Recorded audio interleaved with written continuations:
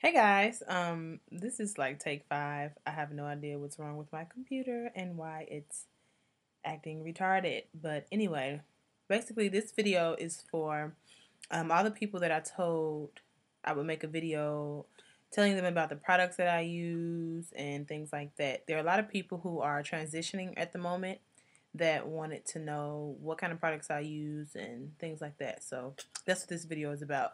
Um, until I brought everything out here, I didn't realize how many products I actually have. Um, yeah, it's a lot. Not like some, but it's too much. And I really don't think that you need that much. But it's like I told a lot of people who asked me the question, it's a lot of trial and error. I've been doing this for a year, so I pretty much know what works for me. Granted, I still try products, guys. Whenever something new comes out, I still try it.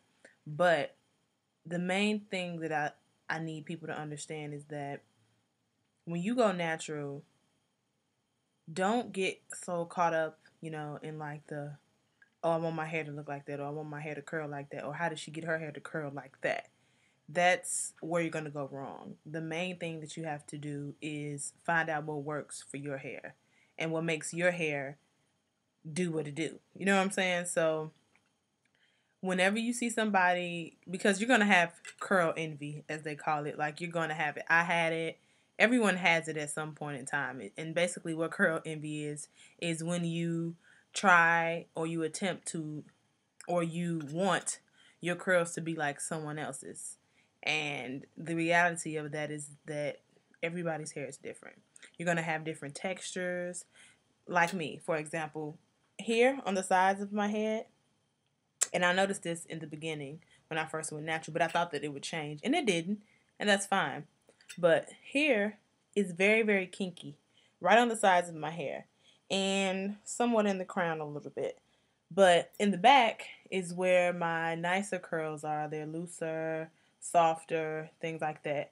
And on the top, my curls are very loose. So it's just a lot of things going on. And like now, I don't even notice it really that much because I really don't care. It's just what I do. It's my hair and it's what I have to deal with. And that's fine.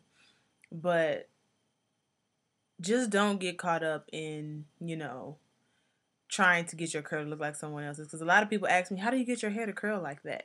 It's not that I get it to curl like that. It's just what it does. You know what I mean? When I wet it and I do whatever. Don't get me wrong. I do some things to manipulate it. And you can do that. You can do, twist outs. You can do braid outs. And you'll get different curl patterns. So you just have to find out what method works for you. Okay? So basically, how do I want to start this off? Because I don't want to just give you too much information, just like, whoa, this is overwhelming. Because it doesn't have to be. You can only make it, as hard as you want to make it. It doesn't have to be this hard task. You know what I mean?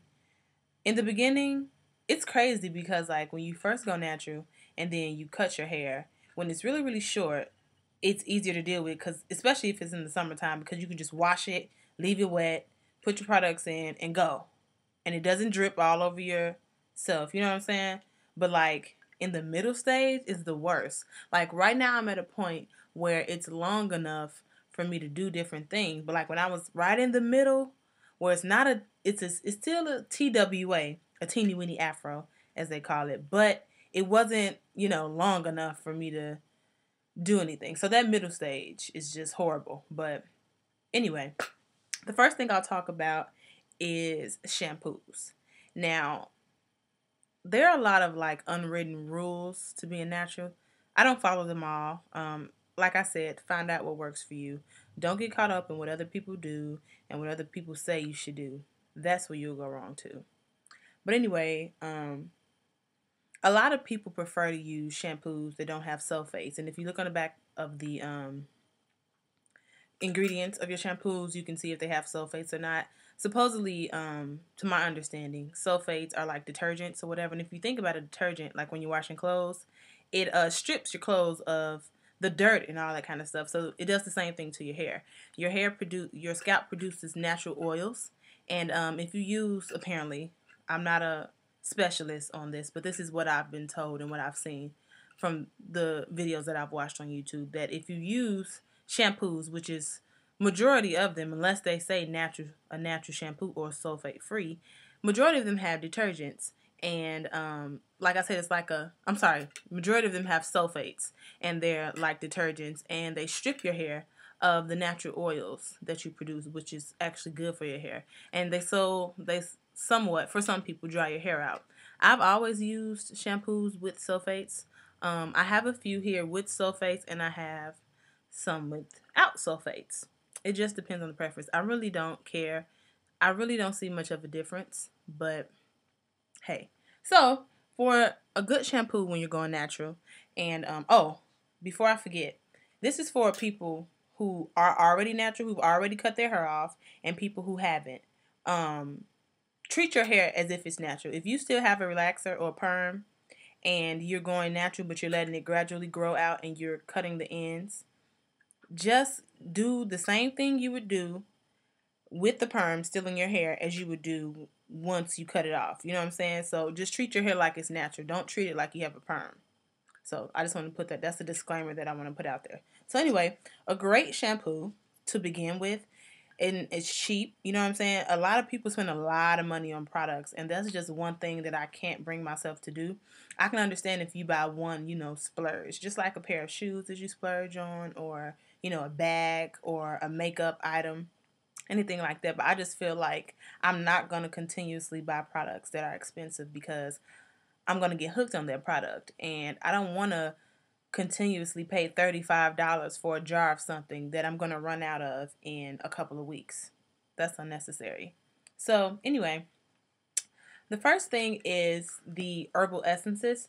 My Mac, the titles you're not going to be able to see because they're reversed or whatever, but one really good conditioner. This is very, very moisturizing. This is what I used when I first went natural. I went through about, I think, 3 bottles of these and about 2 bottles of these, and I also used the pink one. Out of this line, all the ones that say Hydrolicious, Hello Hydration, that's this one. Anything that's had something about hydrating, that's the one that I use. So it was like this one. There's a Totally Twisted. It's all purple. I used that for my curls. It was really, really nice. And there's another pink one that's a Hydrolicious conditioner. So these are like $3, I think. Sometimes Walgreens has these on sale. Buy one, get one for $1 off or something like that. But these are very, very, very good to start with. If you're going to choose one, I would choose this one. Very, very hydrating. The conditioner, I never tried. I mean, the shampoo, I never tried. But the conditioner, definitely love this. For people like who don't know these terms, I'll try to explain them as I'm going along. But in the natural community or whatever, there's such a thing called co-washing. And co-washing is basically just washing your hair with conditioner and not shampoo. Some people don't use shampoo at all. For a long time, I didn't use it, and my hair was fine. A lot of people don't like shampoo, once again, because they say it strips their hair. So they just wash with conditioner, and it actually works. It does. I've done it. But because I have, dry scalp sometimes, and because I have so much hair now, I have to use shampoo. In the beginning, I didn't have to. I didn't have any dandruff or anything like that. It was the summertime. It was great. And I'll probably go back to doing that in the summertime. But as of right now, I have to use shampoo at least once a week. It's just mandatory. But for those of you who have TWAs, teeny weeny afros, or anything like that, you can definitely use or do a co-wash. And that's just with conditioner. And that's every other day, every 2 or 3 days. And it's called co-washing. Okay, another conditioner that I really, really, really, really, really love, that I love so much that I bought it in bulk, is Giovanni. This is, Giovanni is sold in Walmart and at co-ops or like Whole Foods, places like that. It's called Giovanni. They have a couple of different kinds. This is the Deeper Moisture Smoothest Silk Conditioner. This is the one that most people use. A lot of people like the tea tree as well. But Giovanni is a really, really great line. Like I said, you have to do a lot of trial and error. For some people, this works out. For some people, it doesn't. But for me, as you can see, I bought it in bulk. This was $35. A regular 8-ounce bottle is $7.99, and I will go through one bottle because I co-washed every other day. I will go through like one bottle in like a week and a half. So this was very, very cost effective for me. I love it, and I've had this, I want to say maybe 2 or 3 months after I went natural. So I still have half a bottle, and it's been a year. So yeah, I love that. Also, I love their shampoo. Their shampoo is also it's called Smooth as Silk Deeper Moisture Shampoo, and it's sulfate free. So if you're looking for a really, really nice sulfate free shampoo, try the Giovanni. It's really, really good. And this was $12.99, I think, and this is a liter as opposed to $7.99 for 8 ounces. This makes way more sense if you love it. I would definitely not buy it in bulk until you find out if you like it or not. You can also get this from Walmart, but it's really, really nice. I think that's it for shampoos and conditioners. Another shampoo and conditioner that I would suggest is something that I have been using since I was a kid. My mom used it, and it's very, very good for hair growth, and that's called Mane and Tail. If you look on the bottle, there's a horse on it. You can actually use it on animals. That's why it's called Mane and Tail, because you can use it for animals as well. But it's a very, very good, it's very thickening. If you already have thick hair, I don't know if you would want to use it because it makes your hair very, very thick. But if your hair is thin and brittle, I would definitely use it. They sell it at Sally's. They actually have a olive oil one that's strictly for, I think, just humans, and they sell that at Sally's. And I haven't tried that one because I have a huge bottle of the regular old version, so I'm just going to use that up. But the shampoo and conditioner, I love it, and it definitely grows your hair out. Even if you're relaxed and you want your hair to grow, use Mane and Tail, okay? So this is the first part of this video. I'm going to come back and do part 2. This might be a 3-part video because I have a lot of stuff to show you guys, but I'll check with you in a second. Peace.